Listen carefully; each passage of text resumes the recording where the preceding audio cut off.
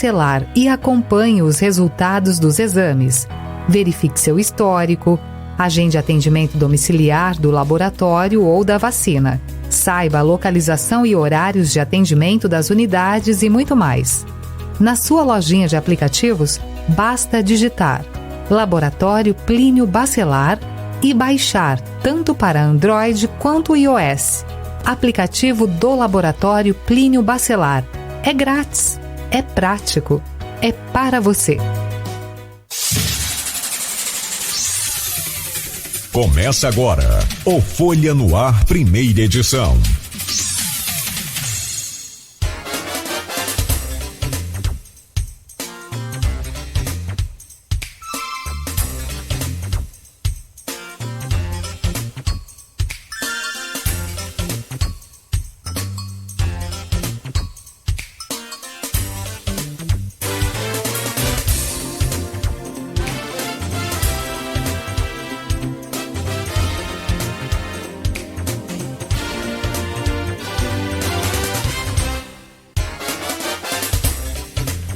Terça-feira, 4 de abril de 2023, 7h08 em Campos. Começa agora mais um Folha no Ar, ao vivo, pela Folha FM 98,3, emissora do Grupo Folha da Manhã de Comunicação.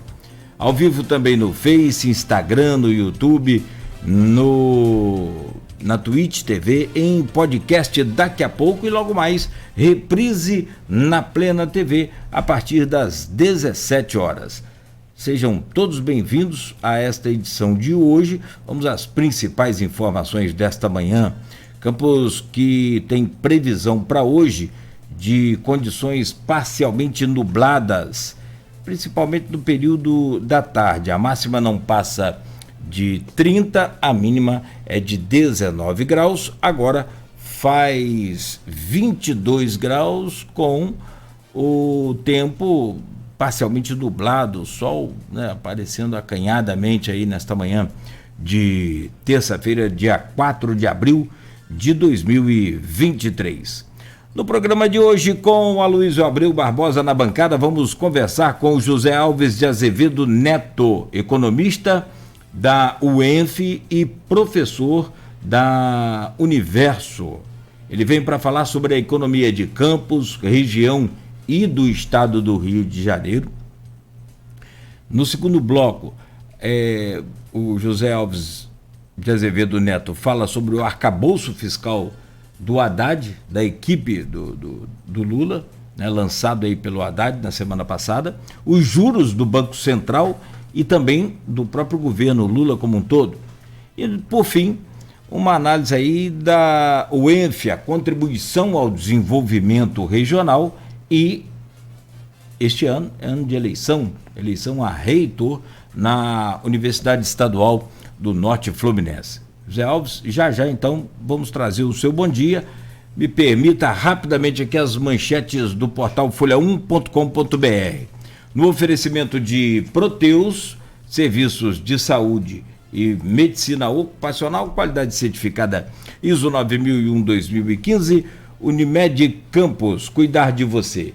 Esse é o plano. Laboratório Plínio Bacelar e vacina Plínio Bacelar. Agora com o aplicativo, baixe o app aí e acompanhe o histórico de resultados, os resultados atuais, acompanhe também, né, toda a sua vida com o calendário de vacina, enfim, baixe o aplicativo na lojinha do seu smartphone.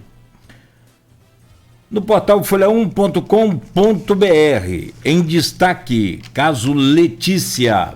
Delegada explica que a morte de gestante foi planejada antes do carnaval. Em uma vida dupla e com o nascimento do filho se aproximando, Diogo teria planejado o crime, porque não conseguiria manter os dois relacionamentos.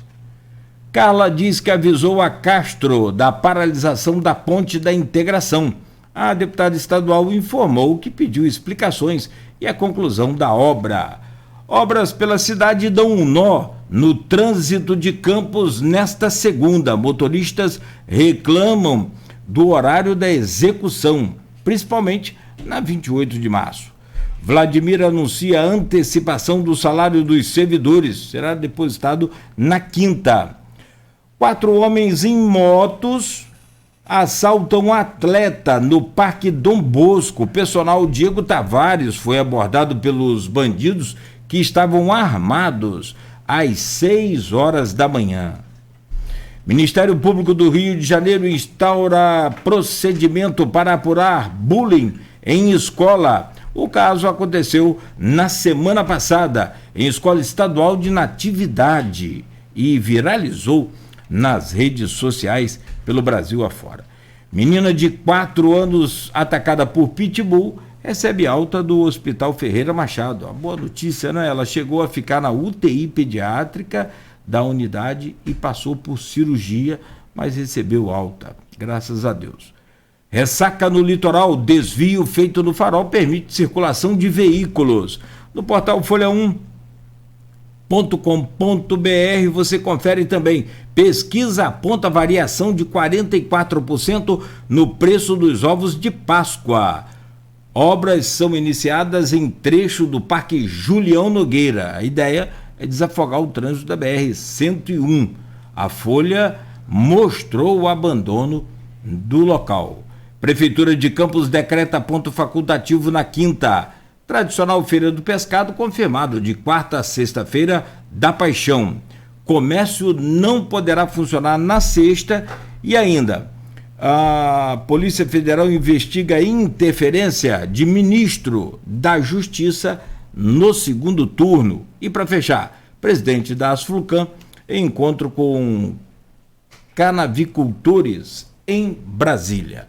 São essas as manchetes principais, os destaques ali do portal folha1.com.br, que você pode conferir na íntegra aí, todo o conteúdo gratuito.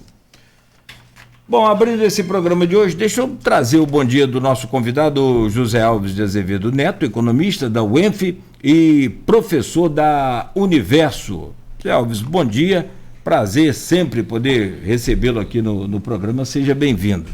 Bom dia, meu amigo Cláudio Nogueira, bom dia, Aloysio, bom dia, o amigo da técnica ali. É sempre um prazer imenso estar aqui com vocês, nesse grupo respeitado, um grupo de tradição na cidade, uma empresa que já tem 50 anos, e a gente fica feliz em ver aí um grupo da cidade, né, se perpetuar no tempo, como nós estivemos aqui assistindo na semana passada a entrevista do Murilo Diegues, né, também dono de empresas na cidade. A gente fica feliz em ver o campista resistir esse momento onde chega várias lojas de fora, chega aqui, apanha o nosso dinheiro e vai embora. Deixa os empregos, mas a renda é pequena. Então, Aloysio, quero dar os parabéns a você e a sua empresa, que continue assim, porque vamos virar aí 100 anos de Folha da Manhã e várias outras empresas de campista.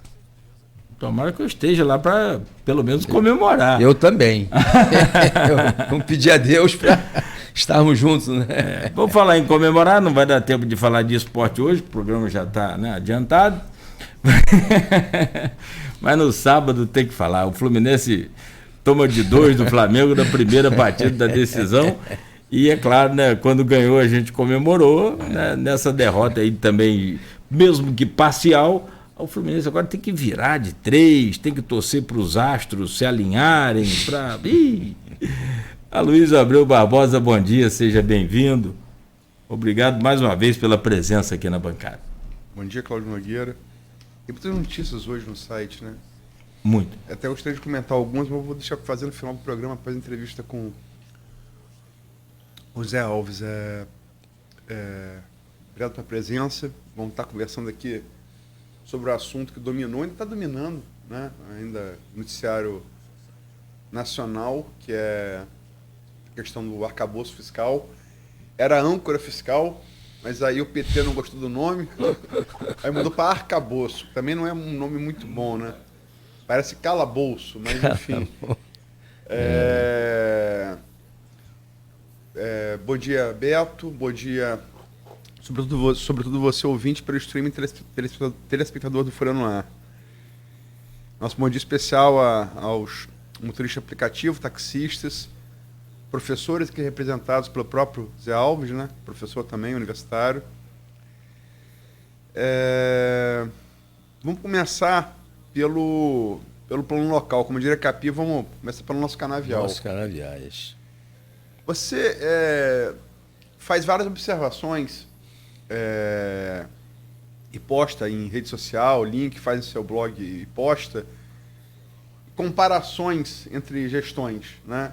Você fez agora uma recente entre gastos na saúde, entre o governo Vladimir e o governo Rafael Diniz, que foi o antecessor. Rafael, Como é que você, enquanto economista, está vendo essa questão da economia de Campos? Porque Campos é um município, como não é raro no Brasil, onde o principal empregador é o próprio município, né? Não é raro no Brasil, sobretudo em município petrorrentista, né? Que tem mais dinheiro. Como é que você está vendo? Já estamos agora, fechamos março, estamos no início de abril. Vladimir assumiu em 2021, né? Já estamos no terceiro ano de governo dele. Como é que você vê, no geral, Campos, a economia de Campos, que tem como principal empregador o município? Como é que você vê a ação do município? Uma coisa que a gente debateu muito antes da eleição, inclusive você participou de alguns desses painéis, da recuperação econômica de Campos. Bom dia. Bom dia, Luísio. Bom dia, Cláudio. Bom dia, Beto. A gente vê Campos dentro de um contexto aí onde você tem várias forças políticas e econômicas que estão se preocupando com a cidade. Isso é muito importante, porque é uma cidade que tem um orçamento público municipal de mais de 3 bilhões ao ano. Foi o orçamento do ano passado. É um dos maiores orçamentos do Brasil. E a gente está vendo o prefeito, de certa forma, se esmerar em aplicar bem o dinheiro, mas a gente nos preocupa muito essa retomada do crescimento econômico de Campos via agricultura, porque a agricultura de Campos é uma agricultura, Aloysio, que nós sabemos muito bem, ela depende ainda do setor sucro-alcooleiro, que é um setor que está vivendo a sua decadência. A gente que viveu, eu, você, vivemos anos de ouro no setor sucro-alcooleiro de Campos, onde na década de 70, Aloysio, nós moíamos 10 milhões de toneladas por safra, chegando a 12 milhões. Isso está lá no livro de Jorge Renato Pereira Pinto. E a região toda, ela moía 12 milhões de toneladas. Você tinha 25 usinas. Era uma festa quando iniciava a safra, a gente ficava feliz, rodava aí o distrito, Campos tinha 10 times de futebol, as usinas tinham time de futebol, o dinheiro circulava, era riqueza. Entretanto, eu vi uma entrevista do Frederico Paes, o vice-prefeito de Campos, ele dizendo que Campos moerá esse ano 900 toneladas, nem 1 milhão de toneladas de cana. Isso foi um choque muito grande, mas a gente sabe que o setor vive, na nossa opinião, uma decadência. A gente tem que entender isso para a gente poder efetivamente retomar o crescimento econômico de Campos. Se nós acharmos que o setor tem essa pujança toda, a gente vai ficar, discutindo o óbvio do lanche. As duas usinas que nós temos, a Canabrava, a Sapucaia, onde é a Coagro, estão hoje em recuperação judicial. E a matéria-prima de Campos, que deveria estar expandindo, a gente sabe que está sendo cultivado mais cana, etc., porque vai abrir uma outra usina. Eu acho que essa terceira usina, a abertura dela não vai ser econômica, e sim uma abertura do ponto de vista Político. Por que político? Porque eu vejo que as lideranças políticas se expuseram demais, né, dizendo que tinha saída, havia, no caso, a agricultura, aquela coisa toda. Mas eu percebo que, do jeito que é feito hoje a agricultura, sem conhecimento, sem equipamentos avançados, nós vamos ficar nessa e daqui a 10 anos, se nós retornarmos à Folha da Manhã, a gente vai estar discutindo agricultura de novo e se tivermos ainda as usinas, porque a situação do segmento é uma situação delicada. Eu falo isso com pesar, porque eu sou campista e eu quero ver a minha cidade se expandindo, porque do ponto de vista orçamentário, do ponto de vista do orçamento que nós temos hoje no município, esse orçamento é um dos maiores do país hoje. Então, nós temos que ter, sim, eu gosto muito do Fundecam, Fundo de Desenvolvimento Econômico de Campos, que as pessoas falam só o lado ruim dele, mas o Fundecam, ele tem um lado bom e deixou um grande legado para Campos. Inclusive, a usina São José foi reaberta com Frederico Paes via recurso do Fundecam, numa época em que a gente tinha o ciclo do petróleo aquecido, muito dinheiro. Então, se não me engano, foi na gestão Arnaldo Viana, onde se reabriu a usina São José e os fornecedores se reuniram para arrendar aquela usina. Então, se você tem ainda cana em Campos, usina em Campos, eu digo que foram esses fornecedores de cana que se uniram e estão lutando aí, resistindo para não deixar o setor sossobrar, o setor acabar. Porque realmente a gente vê que temos temos Centro-Oeste, nós temos São Paulo, o Nordeste, e lá a forma de você fabricar cana, usinar, é diferente, porque é uma coisa mais moderna. Então, a gente espera que esse vento da modernidade ele comece a soprar também no nosso município, porque a esperança nossa é que a cidade se levante, porque eu olho assim, às vezes, né, quando vem uma loja de fora, né, uma grande rede, não, porque vai chegar a rede tal. Aí a gente vê o seguinte, né, que o dinheiro de Campos está saindo daqui e está irrigando outras economias. Aí você fala, mas os empregos, tudo bem, vem os empregos, mas a renda é baixa, são salários, né, que não são altos salários. O que nós estamos almejando são as empresas que remunerem bem os seus colaboradores, porque senão não vamos, né, retirar a economia de Campos do marasmo que nós temos hoje. E outra coisa, Campos hoje é uma cidade de servidores públicos. E a gente sabe muito bem, quem gera a riqueza é a iniciativa privada. A iniciativa privada. O setor público, ele é indutor de riqueza.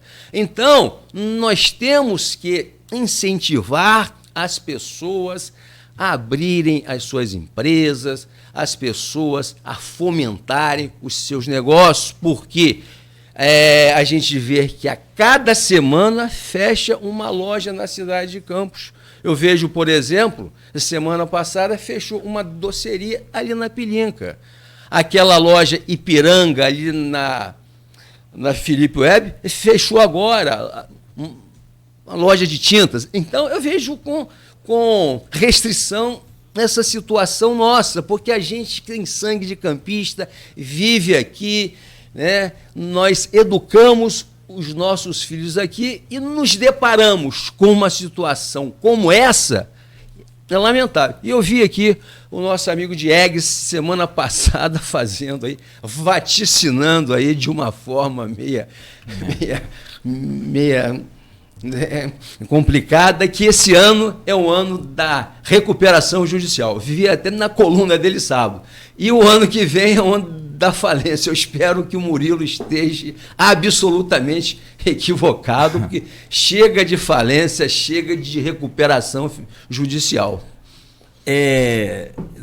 José, recentemente o secretário de Agricultura esteve aqui, o Almir. Gente boa, meu amigo. E quando você toca na questão do conhecimento, eu não vou fazer aqui defesa de ninguém. Tecnologia, muita tecnologia. E tecnologia. E concordo com você, sem tecnologia, você não consegue absolutamente nada nessa agricultura de hoje. E o que se fala muito, que se prega muito, é a agricultura familiar, que vai, né, substituir esses latifúndios, essas grandes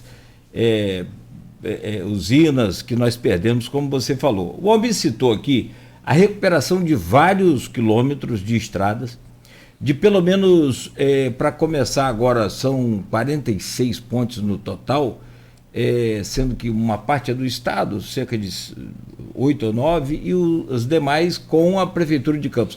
Também 50 milhões já orçado, em orçamento, já para essa licitação dessas pontes, e ele assinou já um termo para compra dos produtos aqui da região, aqui da cidade, melhor dizendo, para a rede pública municipal de educação. Quer dizer, já é um passo que a gente não tinha há um tempo atrás. Não, sei. E mais com relação às usinas, só para lembrar, esse ano temos aí a expectativa da chegada da usina Paraíso, sem dúvida, que deve também dar uma outra incrementada no setor.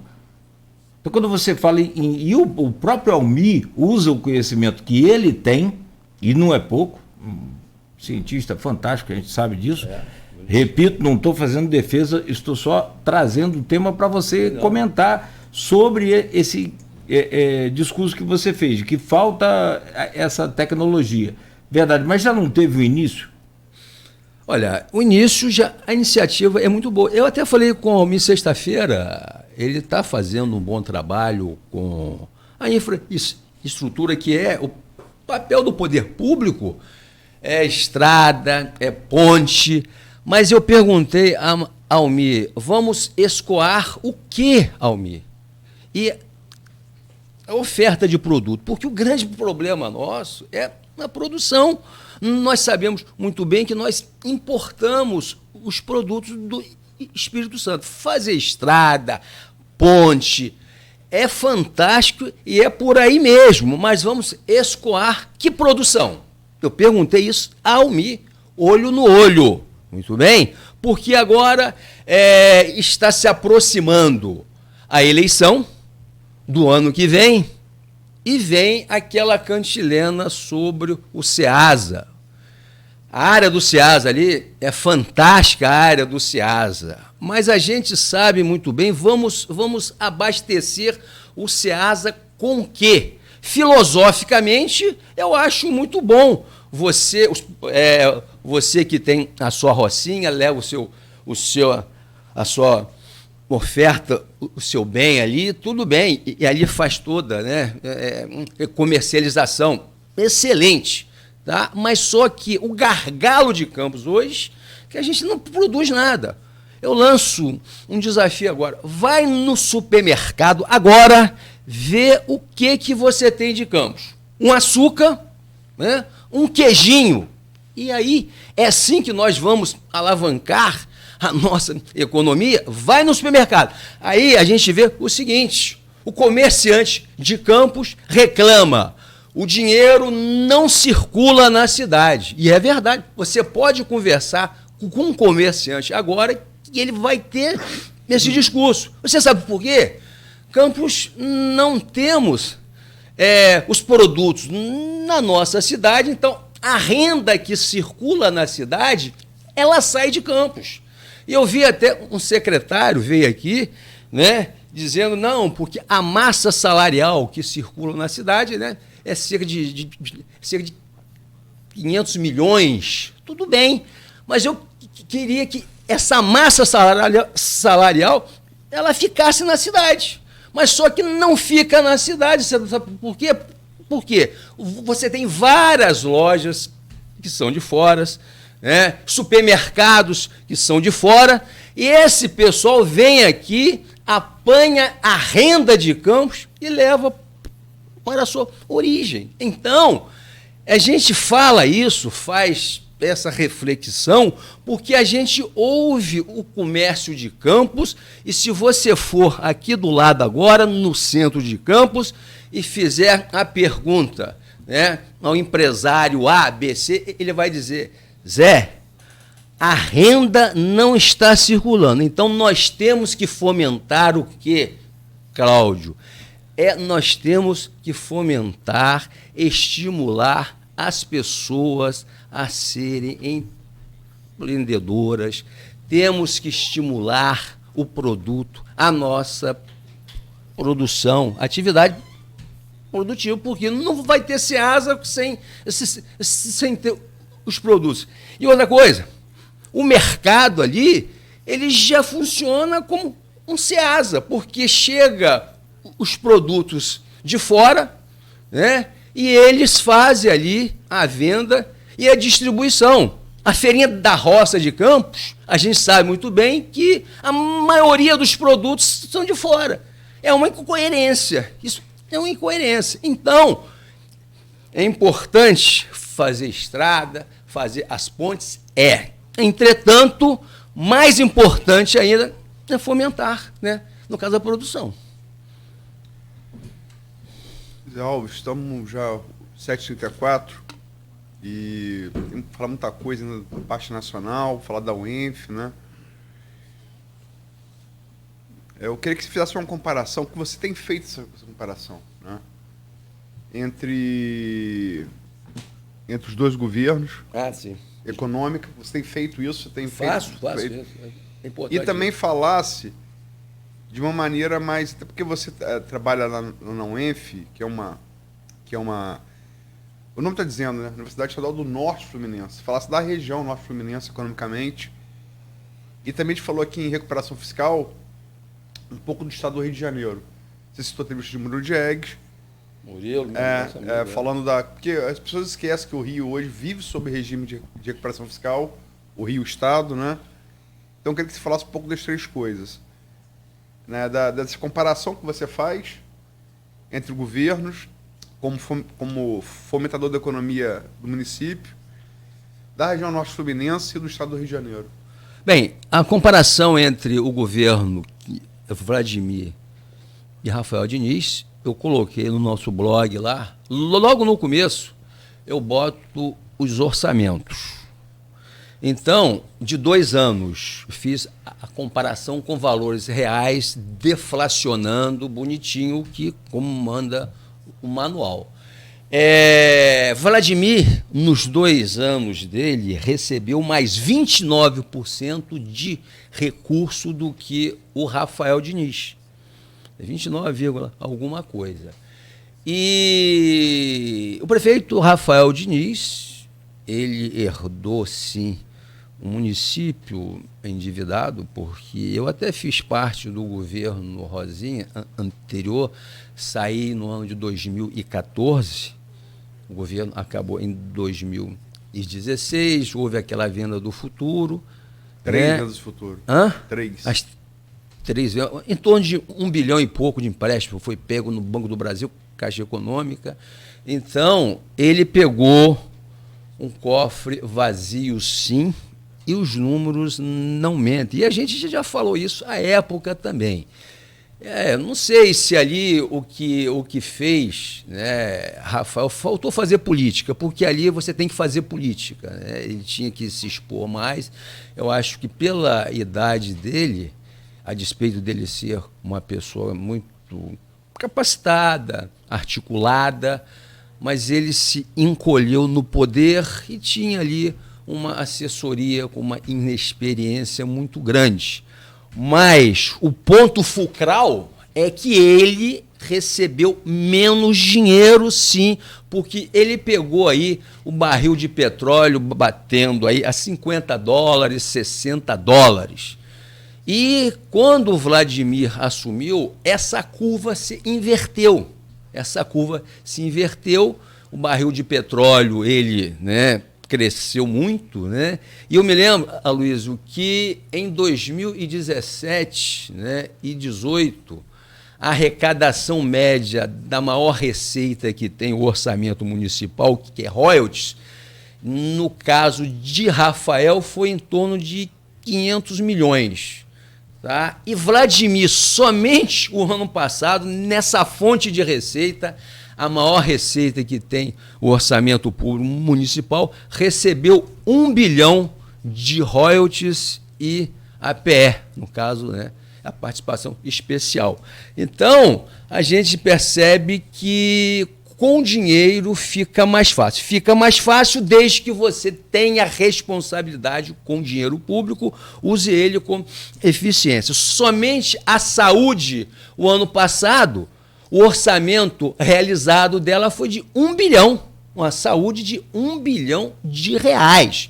Eu não estou querendo que a saúde campo seja um sírio-libanês, um Einstein em São Paulo, não quero. Mas tem que melhorar, porque como o nosso prefeito sempre fala, né? Quero até mandar um abraço aqui para ele, dinheiro tem, dinheiro não está faltando dinheiro em campo. É preciso que esse dinheiro na saúde seja investido com maior eficiência. E o maior gargalo que tem hoje, Campos, é a questão do ônibus. Os trabalhadores, 6 horas da manhã, fazem fila nos pontos de ônibus, roda a periferia de Campos. É com tristeza. Uma cidade com orçamento de mais de 3 bilhões de reais, não ter ônibus. Aí você vai dizer assim, mas isso não é da agora. Sim, não é da agora. A Rosinha tinha lá um orçamento espetacular, investia 20% ao ano e ela não quis resolver a questão do ônibus na cidade de Campos. Não quis, porque o dinheiro tinha. Se você pegar historicamente, Rosinha foi a que mais recebeu royalties. Foi no ano de 2012. Você pega a curva e você vai ver. Aí você vai dizer, não, mas Vladimir vai dizer, mas não foi comigo, eu vou resolver. Olha, sinceramente, dificilmente eu acho que ele resolva essa questão. A mãe dele tinha um orçamento que hoje, se você for atualizar, ele daria em torno de 6 bilhões, mais 100% do que ele tinha, que ele realizou o ano passado. Tá? O orçamento que seria hoje de Campos é o que tem hoje a cidade de Maricá, né? A Rota da Fortuna hoje. Uma cidade de 150 mil habitantes, que tem um orçamento de 6 bilhões, né? Financia escola de samba no Rio de Janeiro, uma violência estupenda. Então, a questão não seria só dinheiro, sabe, Aloysio? É onde eu digo a você, se Rafael tivesse uma equipe mais experiente, tá? Eu acho que ele conseguiria a reeleição dele, porque logo no começo ele foi fazer o ajuste fiscal em cima de quem, Aloysio? Do pobre. Retirou logo de cara uma base relevante que é a turma que recebia, né, aquela renda da prefeitura, que ele alega, não, porque houve a questão do check-in. Tudo bem, houve o check-in, você reestrutura o cadastro, tá? E bota um outro nome, né? E você dá realmente às pessoas que estão necessitando. Então, eu acho que o dinheiro é importante, mas o dinheiro sozinho ele não vai resolver nada. É importante que você tenha na sua equipe uma equipe experiente, e é exatamente o que tem Vladimir hoje. Vladimir, se você pegava o Vladimir e dizia, não, mas o Vladimir é um cara inexperiente, mas ele tem ali por trás um pessoal que eu conheço bem, já estive no governo com essa rapaziada, e a rapaziada conhece muito política pública, muito administração pública. Então, Luiz, o diferencial entre o governo atual é o dinheiro, que dinheiro tem, vou repetir até o que o prefeito fala. O ano passado, é importante a gente dizer que só numa fonte de receita, Reut, foi 1 bilhão, Aloysio, a maior receita nossa, a dependência nossa é muito grande ainda em relação ao Reut. Aí você soma IPTU, você soma ISS, ICMS, então você vê que o orçamento de campo é um orçamento de fazer inveja a muita gente. E Rafael, ele teve lá no passado, né? A gente está fazendo as comparações agora, né? Uma receita em queda, né? E a inexperiência de uma equipe. Se Rafael tivesse uma equipe como tem hoje Vladimir, eu acho que ele seria, né, reeleito numa boa, porque você não faz nada sozinho. É importante você ter numa gestão, numa administração, uma equipe, e a função que tem o chefe do executivo é ser um maestro. Muito bem? Zé, então você acha que a diferença básica entre Rafael e Vladimir é que o Vladimir tem mais orçamento e uma equipe mais experiente, melhor equipe, segundo sua avaliação. Estado do Rio de Janeiro, Norte Fluminense ou Estado do Rio de Janeiro? Bem, o Rio de Janeiro, ele fez uma inserção no regime de recuperação fiscal subordinada com seu pesão lá atrás, em 2017, se eu não me engano, quando o nosso Estado estava numa crise financeira horrorosa, onde o servidor do Estado ficou 6 meses sem salário. Eu também fiquei, muito bem, nós ficamos aí, e ali o Pezão não tinha muita força política, aquelas questões sobre a Lava Jato ali e tal, e ele foi obrigado a se submeter às regras muito duras da austeridade fiscal, né? As regras duras que Michel Temer, que a equipe econômica do Michel Temer estava impondo. Eu vou usar esse verbo, impor, porque eu acho que o Rio de Janeiro não merecia ter o regime de recuperação fiscal que tem hoje e que vai ser renegociado. Por quê? Você está falando de uma administração pública, você sacrificar a política pública, a saúde, a segurança pública em nome da austeridade fiscal, você tem que analisar bem essa questão. Não podemos ver apenas a austeridade fiscal. Nós temos que ter também o quê? A austeridade social. Muito bem? Então, eu acho que o atual governador, ele vai conseguir renegociar a recuperação fiscal. Eu quero dizer aqui, porque eu tenho muitos amigos liberais que são contábeis demais, economicistas demais, que vai dizer, Zé, você é contra, né, o equilíbrio. Não, senhores, eu sou a favor de um acordo mais razoável, a longo prazo, porque nós temos um grande liberal no Brasil, Delfim Neto, que dizia que dívida de Estado a gente alonga ela, não é verdade?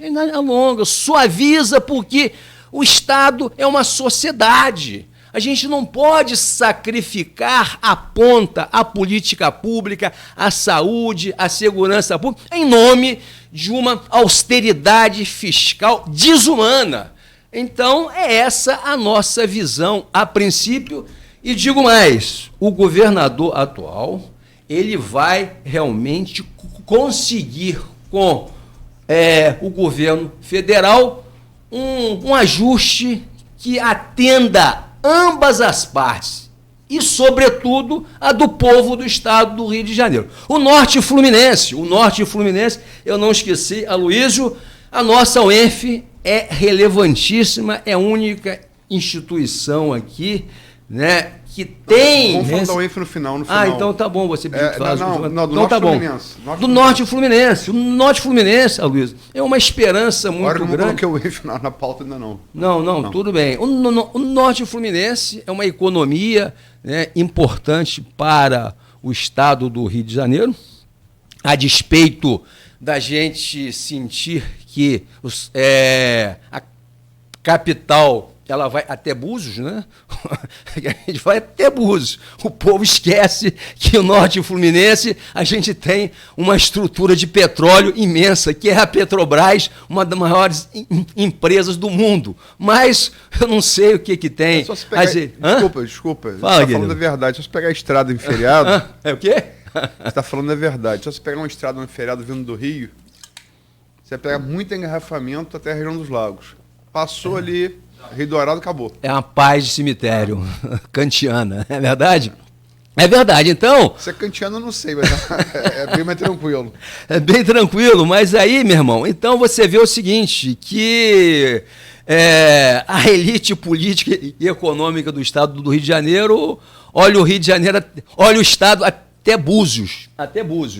Então, a gente vê o Norte Fluminense como, né, uma esperança aí, porque a gente tem aí a parte do Noroeste Fluminense, né, as pedras, né, extrativismo de pedra, temos campos aqui, lideranças fortes envolvidas com o setor sucro-alcooleiro, né, então a gente vê que é uma esperança, temos uma bacia leiteira importante em Itapiruna, temos o Tomate em São José do Bar.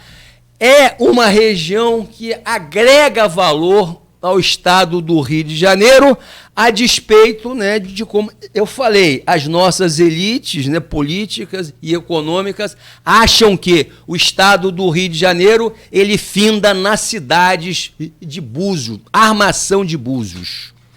Se Zé, fosse armação de Búzios. Ele vai até Rio das Ostras, ele vai um pouquinho mais. E Macaé, esquece de Macaé, que tem a Petrobras, a maior empresa do Brasil e uma das maiores do mundo, esquece que está no Norte Fluminense. Aliás, bem lembrado, Rio das Ostras. Tá ali, tem a ZEM, a Zona Especial de Negócio ali, que Desenvolvimento bomba. grande, Rio Que das bomba. Ostras cresceu, para quem conheceu o Rio das Ostras nos anos 80, Eu conheci. E Rio das Ostras hoje é impressionante. Tá bombando. 200 mil habitantes, rapaz. Rio das Rio das Ostras. Ostras Barra São João não tem mais separação. Não tem mais. É contínuo. E o trânsito ali, qualquer hora do dia, fora do pico, no pico, ele está sempre intenso, né? Muito grande. Zé, só para fechar e para dificultar a sua resposta, vou te dar só... Se eu não souber, eu declino, peço para a responder. Não, é o tempo, para a gente poder adiantar aqui os assuntos. Lá no grupo de WhatsApp, eu só queria acrescentar que se você falou que tem dinheiro, a OPEP Mais ontem anunciou que a produção dela até 2023 é 1,1 milhão de barril por dia. O que era esperado 2 milhões... caiu para 1,1. Ou seja, o barril chegou a $100 de novo ontem. Meu amigo... Se tem dinheiro, vai melhorar. Eu posso só fazer uma observação aqui que eu lembrei agora. Aloysio, eu fico assim... olha essas obras com uma restrição. Por quê? A pergunta está aqui no grupo. Então fala. Do Neto, de ex-prefeito, tem política na veia. Arnaldo Garcia é gente boa, não teve política na veia. Como o senhor observa os investimentos no município nos últimos anos? Bem, nos últimos anos, foi muito pouco nos últimos anos. Se você pegar do governo, Rafa, de 2014, né, que houve a crise do petróleo, o investimento aí caiu muito. Foi o que eu falei com você, Rosinha, né, foi a que mais investiu 20% em um ano. Não Morar Feliz, tinha várias obras, aquela coisa, chegou a 20%. Entretanto, é que nós falamos, foi a gestão que mais recebeu royalties, que foi no ano de 2012, muito bem? Então, ela investiu... Mas você fala que mais recebeu é valor absoluto ou corrigido? atualizados. Ela investiu 20%, a época dava 500 milhões. Então o Razinho recebeu um valor corrigido mais que Mocaibe? Mais do que Mocaibe. Depois eu te passo esse valor, tá? Lá do InfoRoyalties. Porque você vê a curva, né? Entendeu? Então você vê que... Agora, eu acho que Vladimir retomou os investimentos, porque Rafael Diniz, em função de ter um orçamento pequeno e tal, investiu menos. Aí, Vladimir retomou esse investimento. Agora, o que me dói é ver o asfalto ser asfaltado. A cidade, ela tem muitos problemas, tá certo? E eu percebo que a cidade está sendo maquiada. Campos é uma cidade, né, que tem pouca beleza, que está com uma maquiagem muito grande. Se chegar uma pessoa de Campos na 28 de março, vai dizer, poxa, essa cidade realmente é uma cidade fantástica, mas roda os bairros de Campos que você fica assustado. Então, eu acho relevante fazer investimento, acho, mas tem áreas mais importantes do que a 28 de março, a pecuária, que estavam com o asfalto bom. Você pega a Felipe Web, por exemplo, está com um asfalto muito ruim e eu não vejo ninguém retirar aquele asfalto e recolocar um novo. Eu estou dando um exemplo aqui perto da gente, muito bem? Então, eu acho que a maquiagem está muito grande, sei que esse dinheiro é do Estado, mas é dinheiro público e tinha que ser melhor utilizado. Essa é a nossa visão. Bom, Nogueira, se me permite, só antes de terminar o bloco, soltou agora aqui, agora bem cedo, o Ministério Público Estadual do Rio de Janeiro afastou o secretário de Saúde de Talcara. A Operação Burnou cumpriu 8 mandados de busca e apreensão nos municípios de Resende, Belford Roxo, São João de Meriti e Talcara. E nessas diligências, o secretário de Saúde do município de Talcara, município vizinho aqui, né, foi afastado.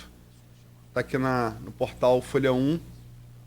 Daqui a pouco a gente vai trazer maiores informações. Agora, uma operação grande em alguns municípios, dentre eles o de Talcara, afastamento do secretário de Saúde, né, tem compra de testes de Covid, enfim. Essa informação está chegando, que agora já está no portal, que é o ouvinte, eu aconselho a acessar o portal Folha 1 para ter maiores informações. Tá ótimo, obrigado, Luiz. Boa.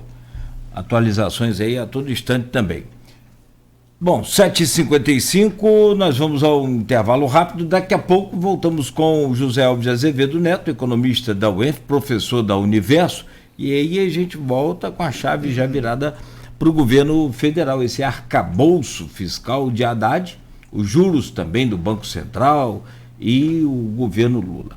São 7h55, continue aí ligado na Folha FM, voltamos em instantes. Oferecimento de Proteus, Unimed Campos, Laboratórios Plínio Bacelar e Vacina Plínio Bacelar. Devido à pandemia do coronavírus, recomendamos aos nossos